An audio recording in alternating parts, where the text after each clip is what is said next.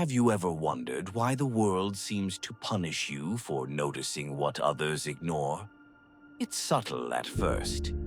You're sitting at a dinner table, listening to people laugh about trivial things, trade small talk, or repeat opinions they've heard from somewhere else. On the surface, it's normal, but underneath, you notice the insecurity behind the laughter, the hidden motives behind the stories, the quiet desperation in people's eyes. You're not trying to be arrogant. You're not even trying to analyze. But you see, you notice. And that noticing makes you feel like you don't belong. Society tells us intelligence is a gift, a blessing. But if you've lived long enough, you've realized something darker. Intelligence is also a curse. The more you see, the more alienated you become. The sharper your vision, the fewer people you can share it with. So here's the question we're going to unravel. Why does society fear its most intelligent minds? Why do those who see too much so often end up rejected, ridiculed, or destroyed? The answer takes us through psychology, philosophy, and history. And by the end, you might recognize that what feels like your deepest burden is also your secret power. Next, we'll break this down into 7 parts, each revealing a different layer of why intelligence can feel like a curse. Let's begin with part 1. The curse of seeing too much. Carl Jung once said, "The more consciousness you gain, the more you are separated from others." That separation begins with awareness. Intelligence isn't just IQ. It isn't trivia knowledge or cleverness in conversation. True intelligence is perception, the ability to notice what others miss. But this ability comes at a cost. Most people survive by clinging to illusions. That money guarantees happiness. That success means you're a good person. That love always equals purity. Illusions aren't lies. They're emotional shelters. They protect us from truths too heavy to bear. But intelligent people? They see through the veil. And nothing threatens the collective more than someone who refuses to believe the myth. Society thrives on shared stories. But when you point out the cracks in those stories, you destabilize the foundation. And instead of thanking you, people often resent you. Because here's the unspoken truth. Most people don't want clarity. They want comfort.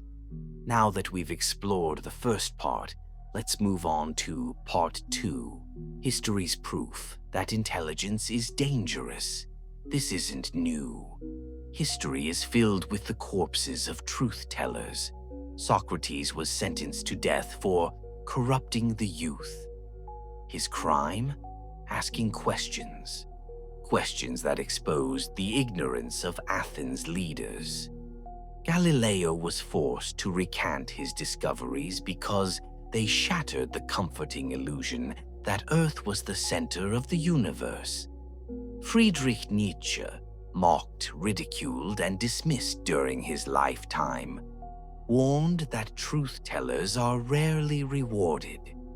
He said, "Sometimes people don't want to hear the truth because they don't want their illusions destroyed." And then there's Dietrich Bonhoeffer, who resisted Hitler during World War II. He warned that stupidity is more dangerous than evil, because evil at least recognizes itself. Stupidity, on the other hand, clings to illusions so fiercely that it becomes weaponized. When you threaten illusions, you don't just upset people, you awaken their hostility.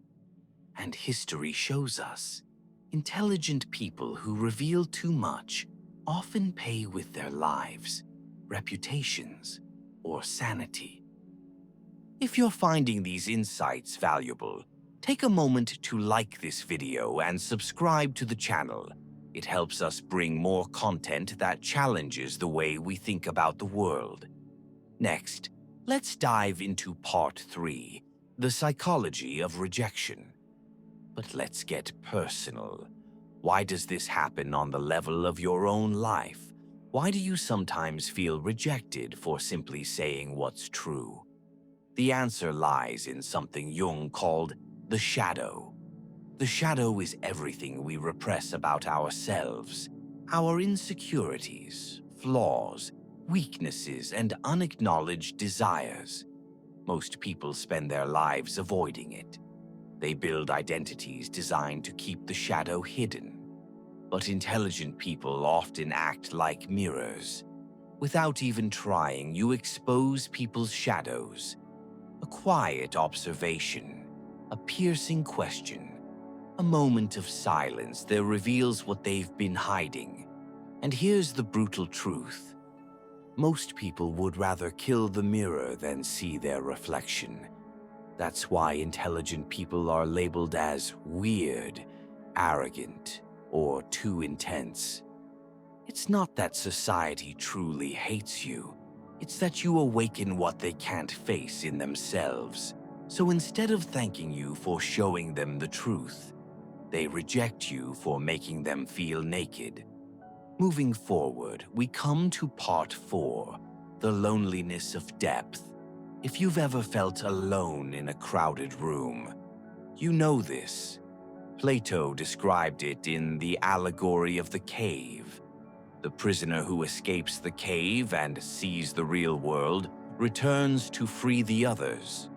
But instead of gratitude, they mock him, because the shadows on the wall feel safer than the blinding light of truth. And here's the cruel part. If you keep insisting, they won't just mock you, they'll destroy you. This is why many intelligent people grow silent. They nod, they smile, they play along. Not because they agree, but because they know the price of speaking. The deeper your vision, the lonelier your path, because you're no longer living in the same psychological world as those around you. You're walking on higher ground, and from higher ground, the noise of the crowd feels far away. Now we explore Part 5, the secret power of silence. But here's where the story shifts. What society fears in you is also what makes you powerful. Machiavelli once wrote that the wise must learn to act like the fool, to blend in, to wear masks, not to deceive, but to survive. Nietzsche called this the mask of strength, the ability to see deeply, but to reveal selectively. True intelligence isn't about showing people everything you know. It's about timing, knowing when to stay silent, and when to drop a single sentence that cuts through illusion like a blade. Because here's the paradox. The silent thinker appears powerless until the moment they finally speak. And when they do, the world remembers. Next, let's examine Part 6, intelligence as a double-edged sword. So let's be honest. Intelligence won't always make your life easier. In fact, it might make it harder. You'll feel alienated. You'll struggle to find people who truly understand you. You'll carry the weight of seeing what others ignore. But history whispers something important. Society needs you. Progress has always come from the ones who refuse to stay blind, from the ones willing to pay the price of seeing. And while the crowd may mock you, while you may walk alone, the truth is this: loneliness is not a weakness. It's the birthplace of vision. Finally, we reach Part 7, the final truth. So if you've ever felt like people recoil from you, if you've wondered why conversations feel shallow, why friends fade when you reveal too much, why you carry a silent sense of exile, remember this: you are not broken. You are simply awake in a world that prefers to stay asleep. Society may fear you, but history belongs to the ones who dare to see. And maybe, just maybe, the very loneliness you feel is proof that you are walking the same path as those rare few who change the world. Closing thought: the curse of intelligence is isolation, but the gift of intelligence is vision. And vision, when wielded at the right time, in the right way, can move mountains. So the real question isn't whether the world fears you. The real question is this: will you keep hiding in silence, or will you accept the curse and wield it as your power? If this video resonated with you, don't forget to like, share, and subscribe to the channel for more thought-provoking content. Your support helps us keep exploring the ideas that truly matter.